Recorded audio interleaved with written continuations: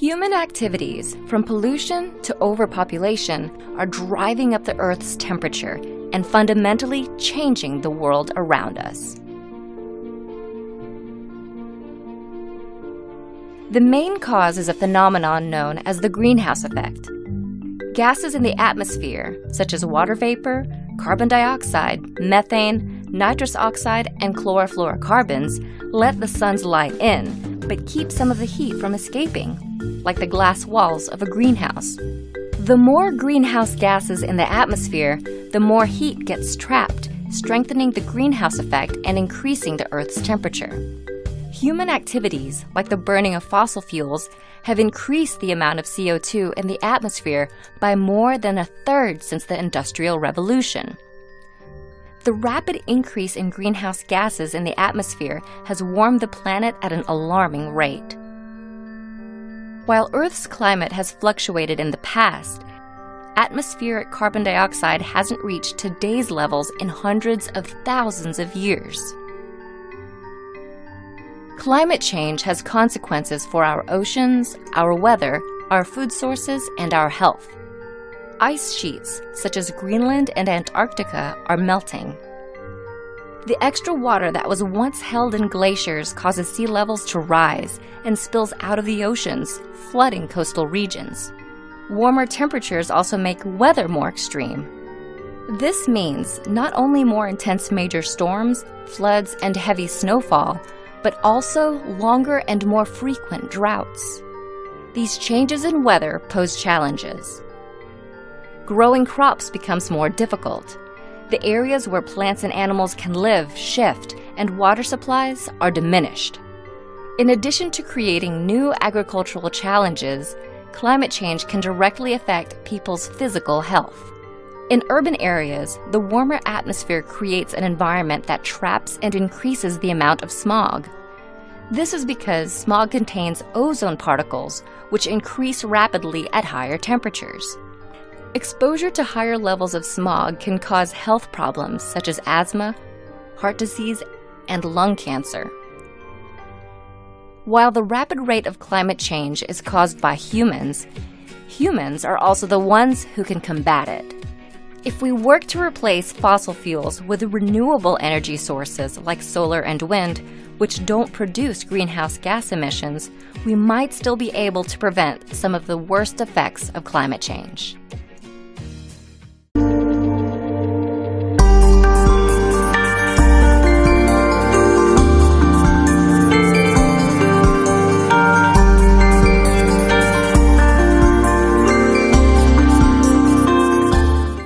I don't know why people still play tricks on April Fool's Day.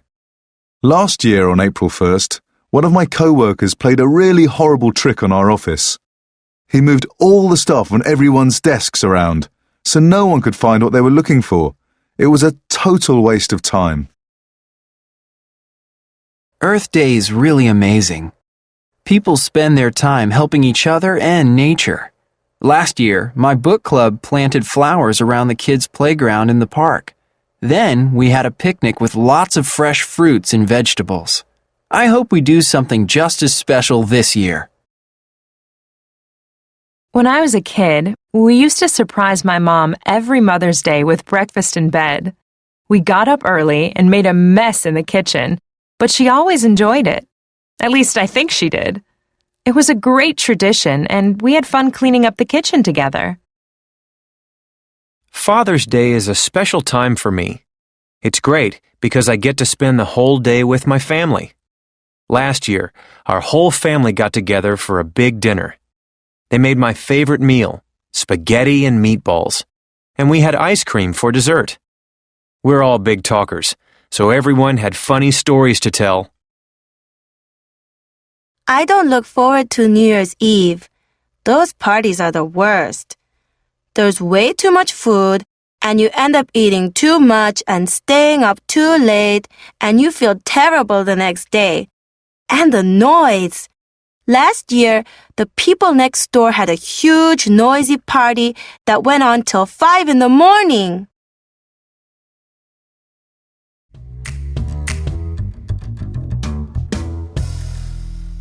Good afternoon. Dr. Carla Shapiro, A gastrointestinal specialist is with us today to talk about digestive problems. Welcome to our program. Thank you for having me. It seems that many people have digestive issues. Can you tell us about one of the common issues that you see? I would say that lactose intolerance is a very big problem for many people. This means that people are unable to digest dairy products such as milk and ice cream. Why does this happen? All babies have a special substance called lactase, which helps to break down the sugar in milk so the body can use it for energy. However, research has discovered that in some people, lactase production slowly decreases. So, when these individuals consume dairy products, they experience digestive problems such as bloating, stomach aches, and diarrhea. What percentage of the world is lactose intolerant? Actually, research has shown that about 68% of the world's population has some degree of lactose intolerance. People in Northern Europe do not suffer as commonly from this problem as, say, someone from Eastern Asia. So why do some regions have this condition and others don't? Recent research has indicated that over 5,000 years ago, when some cultures started farming rather than hunting for food, those that raised cows, sheep, and goats seemed to develop this ability to consume dairy products. Perhaps they began to rely on animal milk to fight famine. So over time, these people could drink milk as adults? Yes, that is what research shows. In fact, scientists believe cultures that started to use animal milk kept the ability to break down lactose, and over time, it changed their gene structure. So this is seen in all European cultures? Mostly. But some groups in Ethiopia and Kenya and a few other places also have this ability, because these groups began to farm and raise animals, especially cows and goats. So some people can eat dairy products and others have to avoid them? Yes, that is right. However, this intolerance can happen at any time.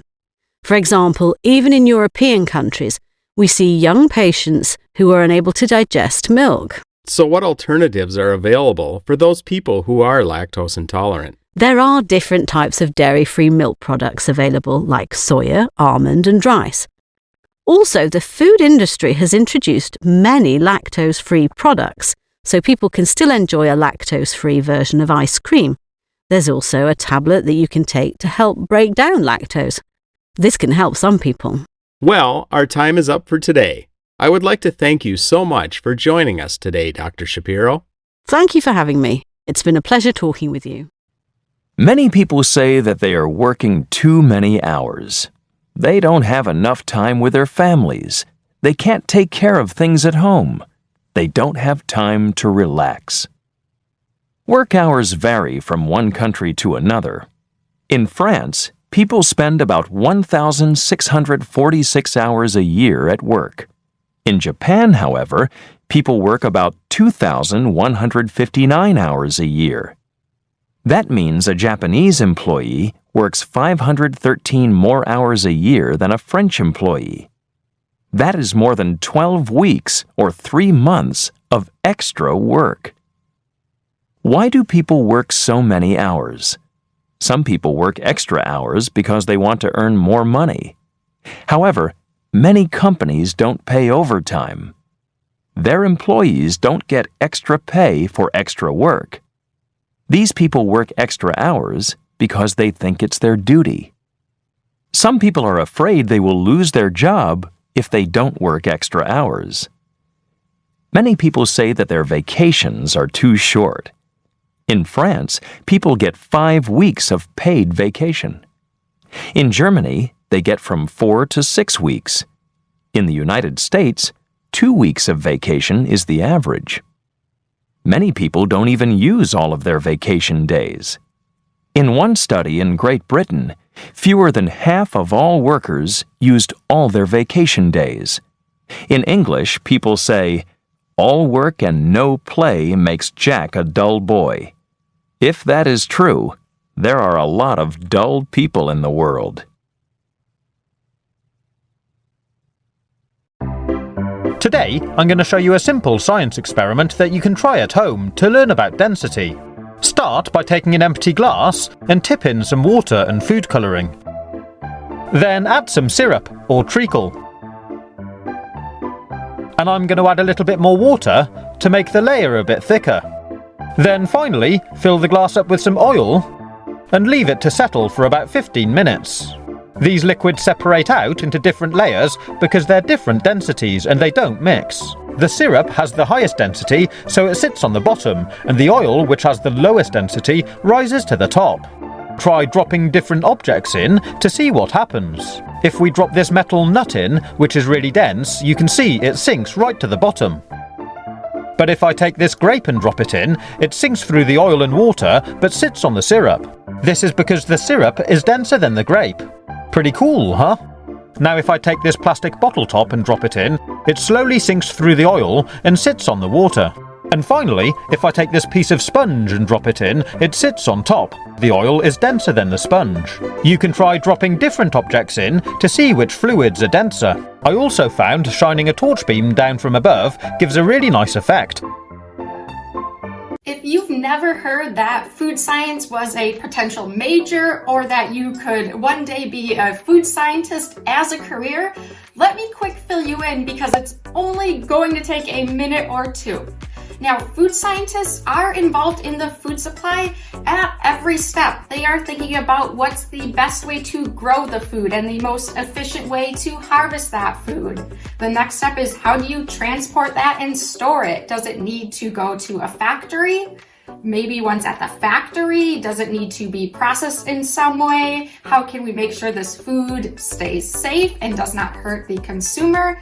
And of course, food scientists work on making that raw material into different food products and packaging it up and getting it out onto the grocery store shelf. Everything you see at the grocery store has been touched by a food scientist in some way.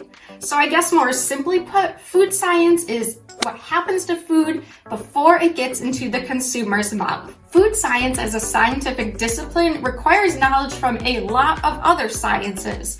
So you'll have to be good with chemistry and biochemistry, biology and microbiology, physics and engineering, just to name a few. And I know you might be wondering, well, what science is there behind our food anyways? But food science is happening around you each and every day. You've probably just never noticed it. So let me give you a couple of examples. So when you cut an apple into slices and later see that it browns, this is actually an enzymatic reaction.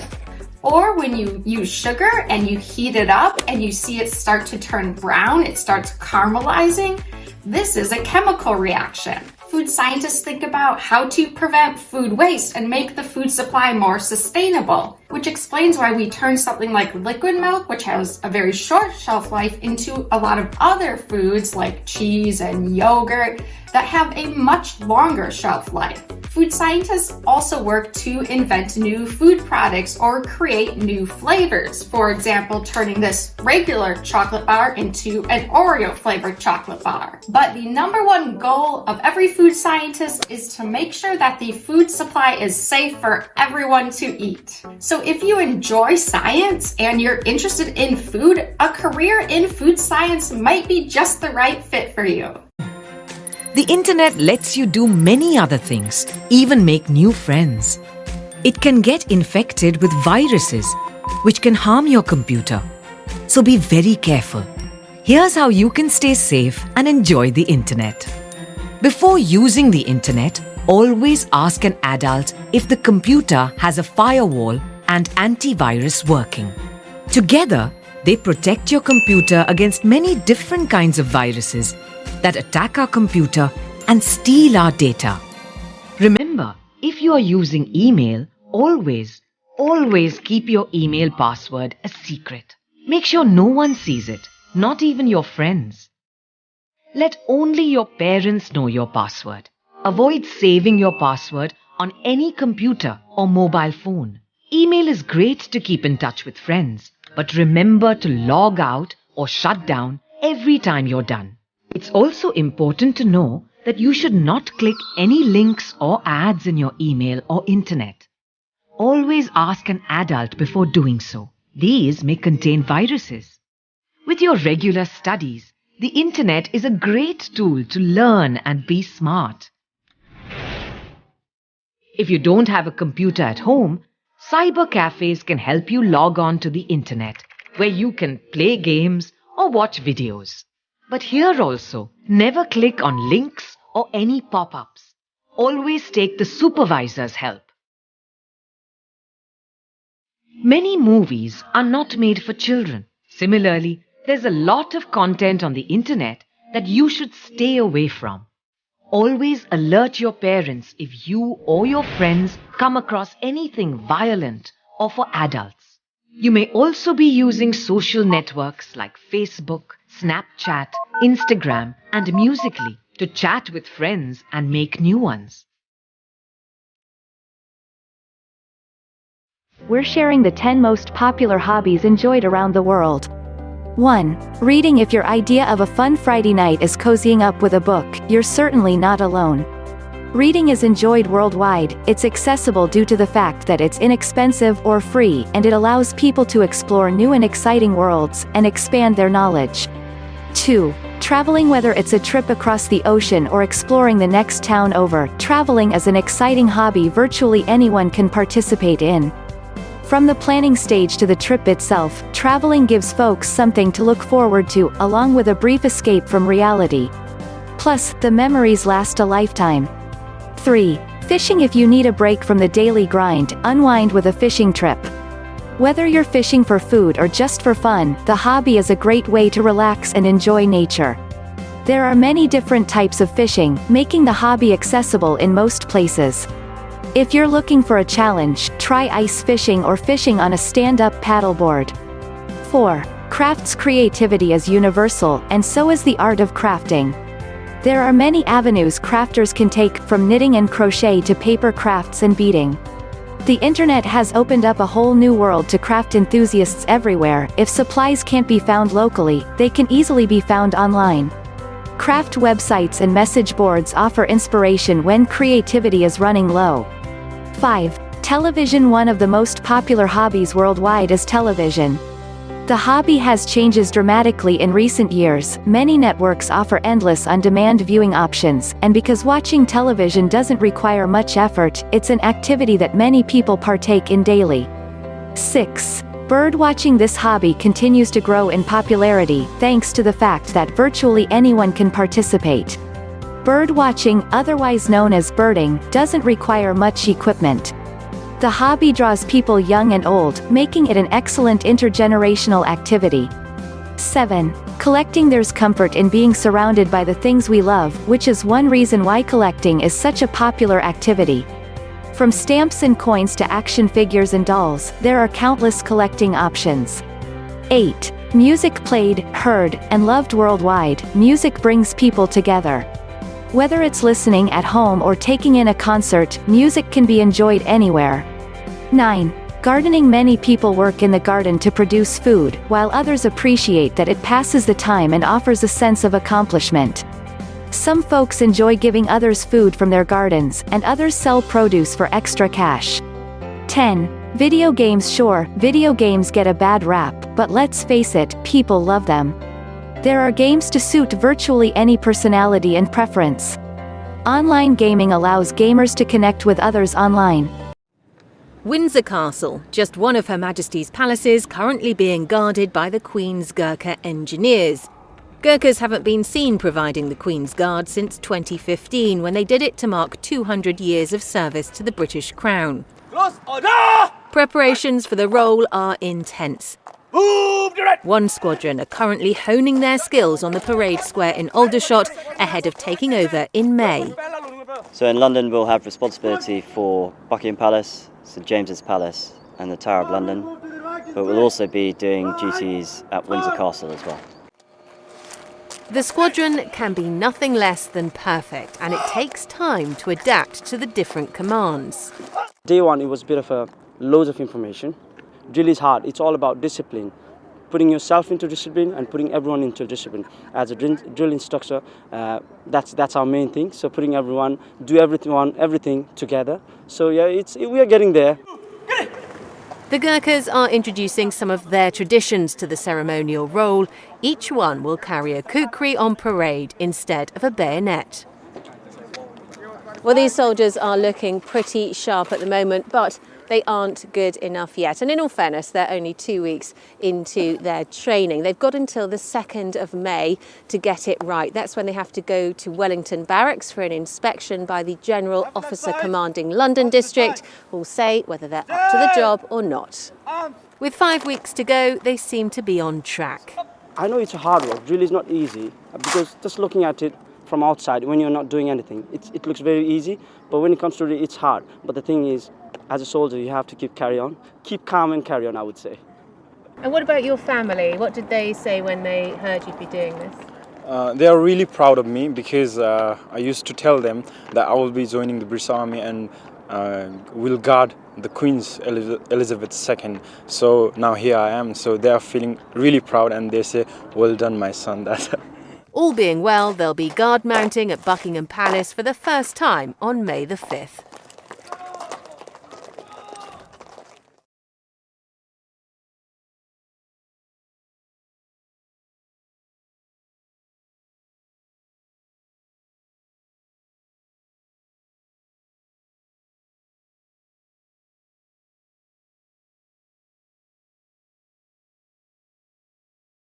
Sports news. Nepal and Bangladesh will clash in the finals of the Three Nations Cup football tournament today. Nepal has not scored any goals in the ongoing tournament yet. Team Nepal, which had settled for a goalless stalemate against Kyrgyzstan in its first match of the tournament, also had to satisfy with a goalless draw against Bangladesh on Saturday. However, managed to reach the finals. Bangladesh hasn't been able to score any goals in the tournament either. Bangladesh registered a solitary goal win over Kyrgyzstan through an own goal by a Kyrgyz player. Speaking at the pre-match conference yesterday, coach of Team Nepal, Balgopal Maharjan, said the team will try to end its goal drought and lift the title today. The title decider is scheduled to kick off at 5:30 this evening at Dashrath Stadium in the capital's Tripureshwar. Here's the 7 mentalities that we can learn from an eagle. Number 1, eagles fly alone at high altitude. Eagles don't fly with sparrows, ravens, and other small birds, meaning stay away from narrow-minded people, those that bring you down. Eagles fly with eagles. There's a saying that goes like this: people you hang around will eventually determine the person you become. Keep good company. Number 2, eagles have vision. They have the ability to focus on something as far as 5 kilometers away. No matter what the obstacles, the eagle will not move his focus from the prey until he grabs it. Meaning, have a vision and remain focused in your life. No matter what the obstacles and challenges you may face, don't give up and you will succeed.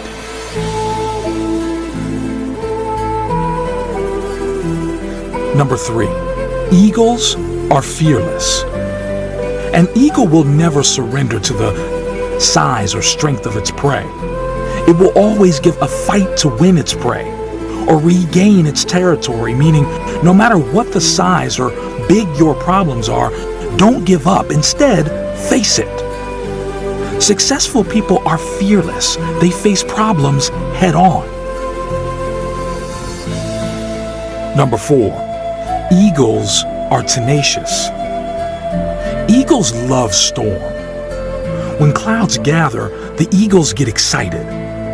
The eagles use the storm wind to lift themselves higher. Once it finds the wind of the storm, the eagles use the raging storm to lift itself above the clouds. This gives the eagle the opportunity to glide and rest its wings. In the meantime, all the other birds hide in the branches and leaves of the tree, meaning achievers are not afraid of challenges. Rather, they relish in them and use them for profitability.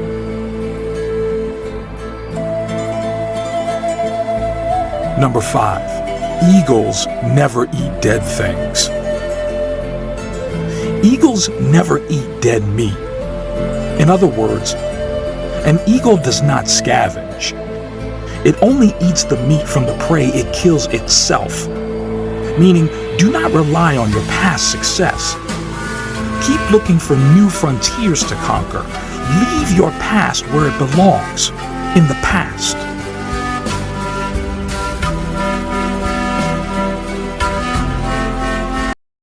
The Pan American Highway is a network of roads stretching from Prudhoe Bay, Alaska, to Ushuaia, Argentina, a distance of around 48,000 kilometers, 30,000 miles. According to Guinness World Records, the Pan American Highway is the world's longest motorable road. However, it is not readily possible to drive all the way since the route is interrupted by the 160-kilometer-wide Darien Gap between Central and South America.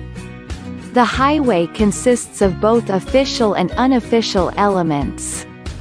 The official section runs from Nuevo Laredo, Mexico on the U.S. border to Buenos Aires, the capital of Argentina.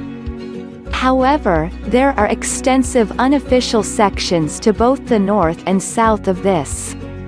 The route runs through 14 countries: the United States, Canada, Mexico, Guatemala, El Salvador, Honduras, Nicaragua, Costa Rica, Panama, Colombia, Ecuador, Peru, Chile, Argentina.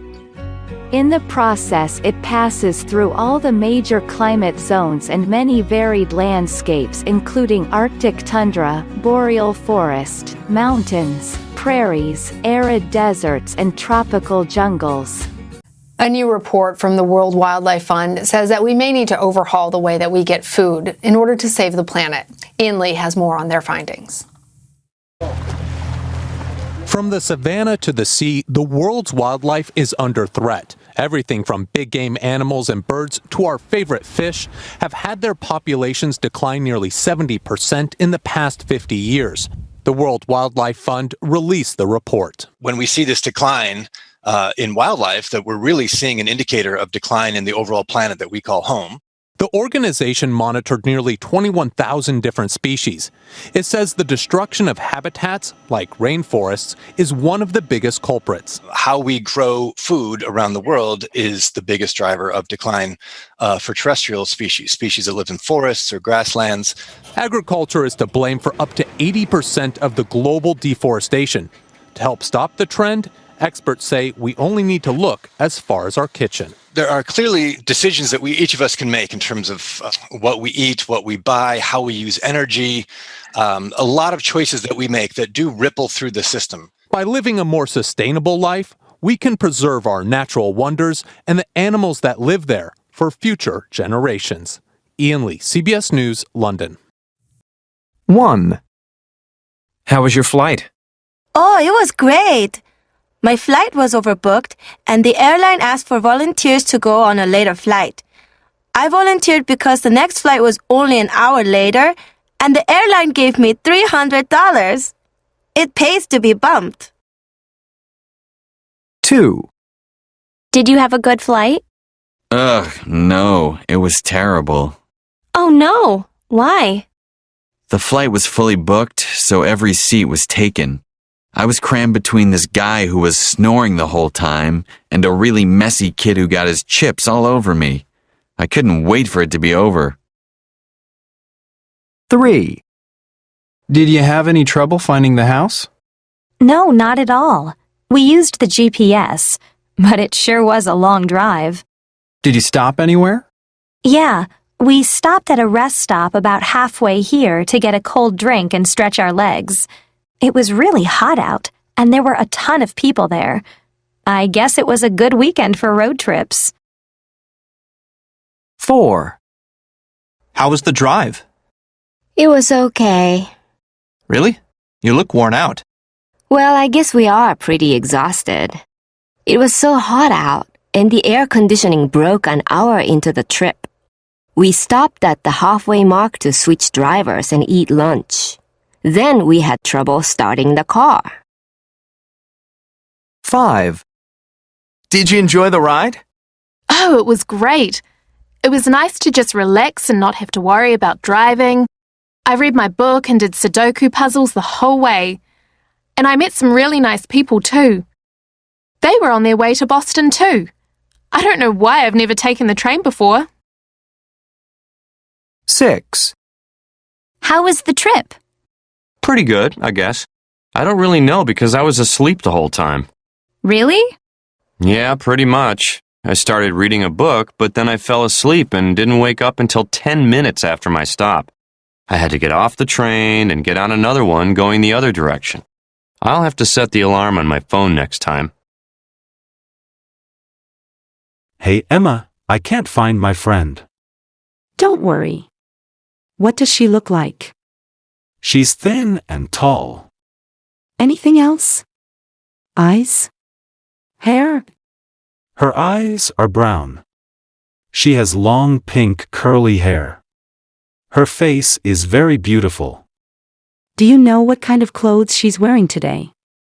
She's wearing a yellow dress and white sporty shoes. Okay. I'll try to help you find her. Thank you so much. She's very friendly and has a nice smile. Oh, look. Is that girl across the street your friend? Wow. Yes, that's her. Thank you, Emma. You're welcome. Just go and get her. Every single one of you has something that you're good at. Every single one of you has something to offer. And you have a responsibility to yourself to discover what that is. My father left my family when I was 2 years old. And I was raised by a single mom who had to work and who struggled at times to pay the bills and wasn't always able to give us the things that other kids had. There were times when I missed having a father in my life. There were times when I was lonely and I felt like I didn't fit in. So I wasn't always as focused as I should have been on school. And I did some things that I'm not proud of. And I got in more trouble than I should have. And my life could have easily taken a turn for the worse. But I was lucky. I got a lot of second chances. And I had the opportunity to go to college and law school and follow my dreams. My wife, our First Lady, Michelle Obama, she has a similar story. Neither of her parents had gone to college, and they didn't have a lot of money. But they worked hard, and she worked hard so that she could go to the best schools in this country. Some of you might not have those advantages. Maybe you don't have adults in your life who give you the support that you need. Maybe someone in your family has lost their job and there's not enough money to go around. Maybe you live in a neighborhood where you don't feel safe, or have friends who are pressuring you to do things you know aren't right. There is no excuse for not trying. Where you are right now doesn't have to determine where you'll end up. No one's written your destiny for you. But whatever you resolve to do, I want you to commit to it. I want you to really work at it. I know that sometimes you get that sense from TV that you can be rich and successful without any hard work. That your ticket to success is through rapping or basketball or being a reality TV star. Chances are you're not going to be any of those things. The truth is, being successful is hard. And you won't necessarily succeed at everything the first time you try. That's okay.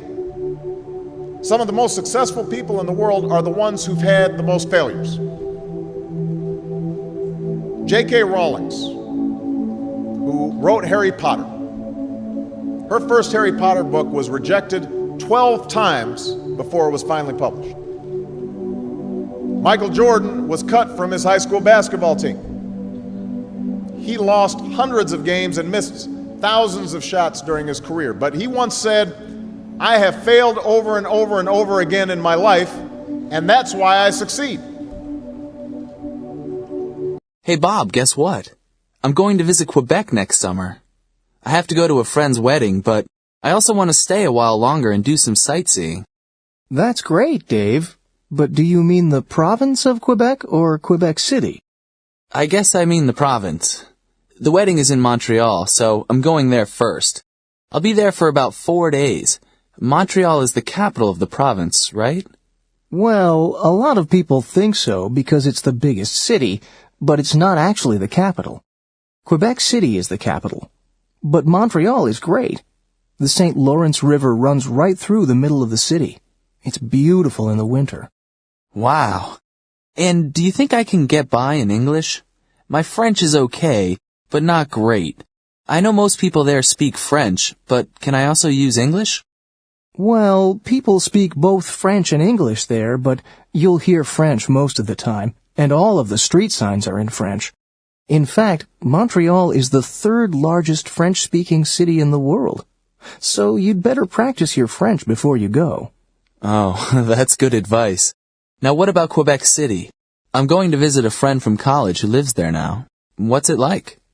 It's a beautiful city, very old. A lot of old buildings have been nicely restored. Some of them were built in the 17th and 18th centuries. You'll love it there. Great. I can't wait to go. Welcome to Film World Cinemas. For film information and times, press 1. To make a booking, press 2. To speak to an operator, press 3. These are the films for today, Tuesday the 7th. Please note that ticket prices are €5 for adults and €3.50 for children under 14. On screen 1, Don't Open the Door. A group of college students decide to rent a house in the mountains for a relaxing weekend break, but they aren't the only guests on the mountain. One by one they start to disappear. Who or what is outside the house? Showing at 4:30, 7 o'clock and 9 o'clock. Screen 2, Ships in the Night. Maggie splits up with her boyfriend and decides to take a holiday on a cruise ship to help her forget him. Tony is a waiter on the ship, and he is very unhappy when his girlfriend leaves him to marry the captain. Together they find a way to forget their problems. Showing at 5 o'clock, 7:45 and 10:15. Screen 3, Street Match, The Return. The second film of French director Jean-Luc Ducroix. Two American teenagers buy an old car, and with a lot of hard work, and after a lot of problems, they enter their car into the street match competition. But, is their car good enough to win? Showing at 5:50, 8:30 and 11:45. Screen 4, Lulu, It's a Dog's Life. This lovable little dog decides to leave home to look for fame and fortune in the big city. But after a series of hilarious events, he realizes that life in the country isn't so bad after all. From the makers of Shrek and Shark Tale, this is fun for all the family. Showing at 3 o'clock, 6 o'clock and 8:45.